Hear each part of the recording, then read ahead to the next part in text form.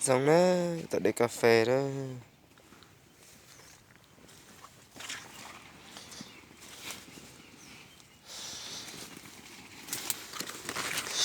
Ơi ơi.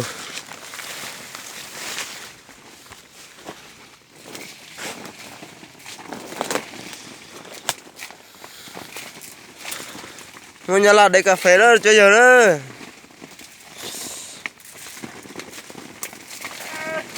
Cho kể lên.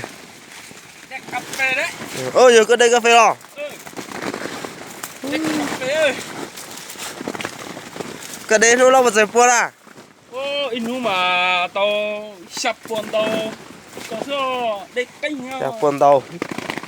Tàu nữa giờ. Cái đây phải tao thọ mà đây inu tụi tao ao tụi tao chịu à. Còn tao bữa tên nào không? Đây cà phê. Giờ. Mong ơi, còn nhảy tôi rõ thôi. Mong chặt chặt gì đó, mong đây cà phê qua số khé đó. Này chả nhớ rồi tay chả mà lực cả tê này có một má sôi rồi đi bé ơi. Không biết nhớ là mà. Ôi nhớ là khé đó. Cho chị chập lại luôn. Ôi ròn gió không nam mà bây giờ chỉ tàu thì ua thì xíu mà ua rọt đây cà phê mà bé ua nữa. Ôi giòn cho hôm na chỉ tao ua giờ đây cà phê theo ua phải giả tàu đó đó.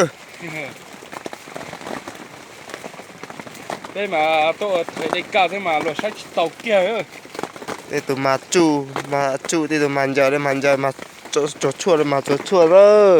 Đó, ít cho cái tiền nhá thì phải rõ là tôi đây cả là cái chuột chua rồi là cái mê rồi ha là cái sát lỗ rồi là cho một tí màu nữa.